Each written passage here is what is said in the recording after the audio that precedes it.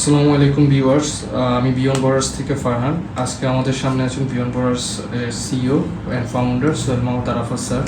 তো আজকে স্যারের সাথে কিছু বিষয় আলোচনা করব, স্পেশালি জর্জিয়া নিয়ে।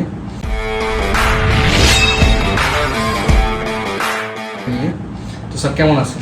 জি ভালো, আলহামদুলিল্লাহ। তো স্যার, জর্জিয়ার ওভারঅল বিষয়টা, আপনার একটা এক্সপিরিয়েন্স, লাস্ট ইনটেকটা পুরোটা কাজ করছেন, ওইটার এক্সপিরিয়েন্স যদি শেয়ার করতেন আপনার ভিউয়ার্সদের সাথে। আসলে কি, জর্জিয়াটা একটা সময় পর্যন্ত এইরকম ছিল যে যদি 20 জন ভিসার জন্য দাঁড়িয়েছে, 20 জনেরই ভিসা হয়েছে, এরকম একটা সিচুয়েশন ছিল। বাট আমি যদি আজকের কথা বলি, বাট এখনকার সিচুয়েশনটা হচ্ছে অ্যারাউন্ড 60-70 এরকম পার্সেন্টেজটা ভিসা একটু কমে গেছে। এটা ড্রপ হওয়ার কোনো রিজন আছে?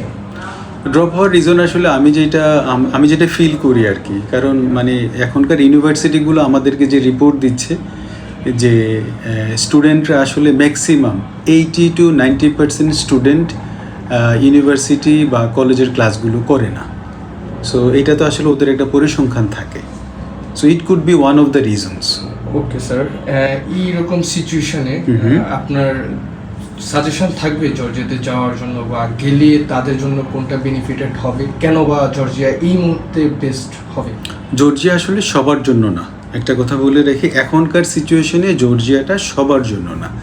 আমি মনে করি কিছু কিছু প্রোগ্রাম আছে বা কোর্সেস আছে যেগুলো আসলে very expensive in some other countries.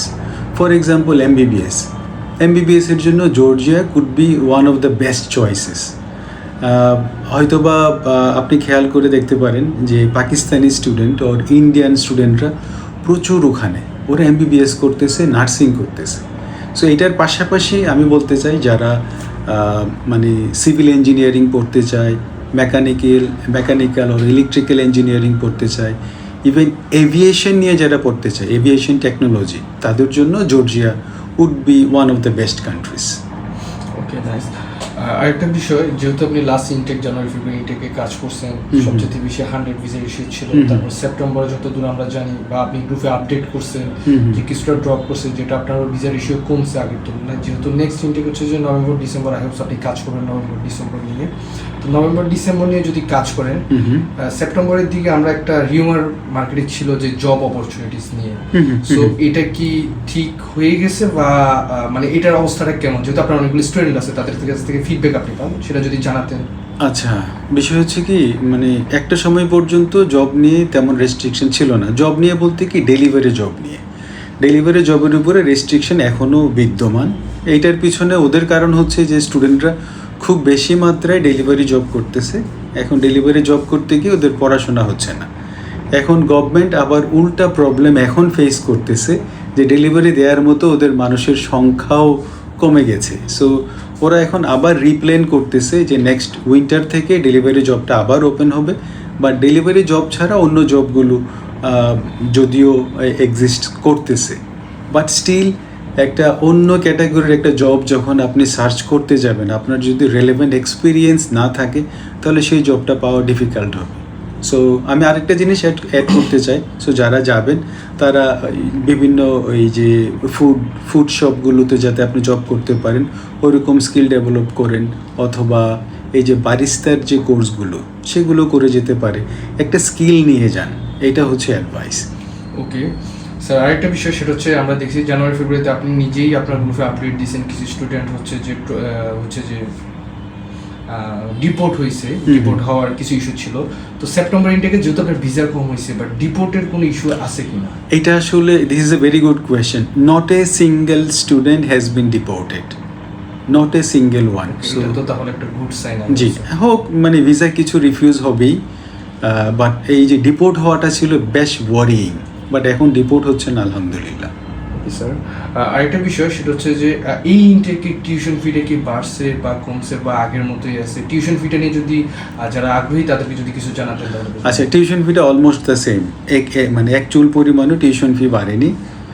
আর হচ্ছে এমবিবিএস যারা পড়তে চাইবে তাদের জন্য আসলে $5,000, তার মধ্যে মানে এটা বাৎসরিক পড়তে পারবে। আর ম্যাক্সিমাম প্রোগ্রামগুলোই অ্যারাউন্ড 3 থেকে 5 হাজারের মধ্যে। সো বিশেষ করে মেডিকেল অথবা ইঞ্জিনিয়ারিং প্রোগ্রামগুলো 4 থেকে 5 হাজার, আর হচ্ছে নর্মাল যে প্রোগ্রামগুলো লাইক বিজনেস অ্যাডমিনিস্ট্রেশন, ট্যুরিজম, এগুলো অ্যারাউন্ড 3 থেকে 4 হাজারের মধ্যে। স্যার, আপনার কোন কোন সাবজেক্ট নিয়ে এখন এই মুহূর্তে কাজ করছেন, বা কোনো সাবজেক্ট আপনাদের প্রোডাক্টে অ্যাড করছেন কিনা সেটা যদি ভিউয়ার্সদেরকে জানাতেন। অলরাইট, ওকে।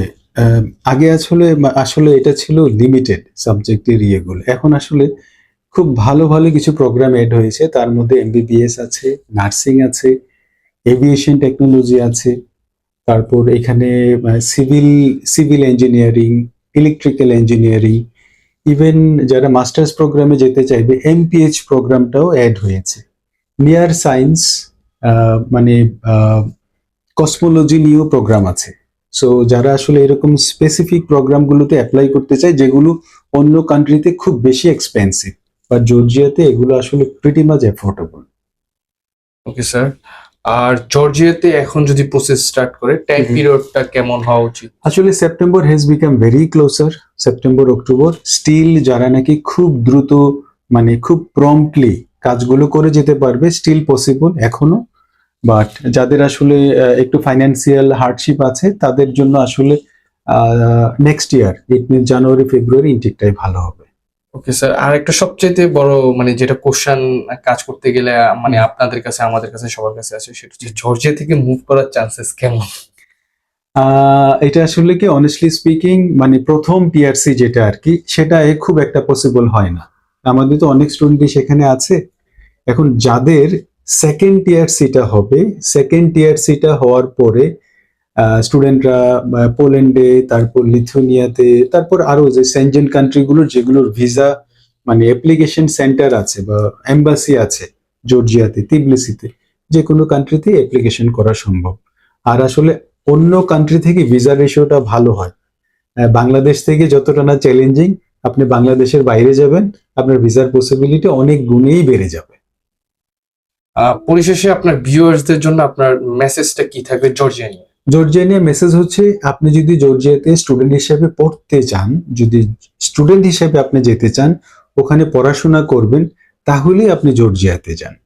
আর আপনার যদি এরকম মনে হয় যে না আমি জর্জিয়াতে যাব, ইনকাম করব, ফ্যামিলিকে সাপোর্ট করব, ওই অবস্থাটা এখন আসলে নাই, ওই রকম আসলে পসিবল না, তাদের আসলে আমি ডিসকারেজ করব।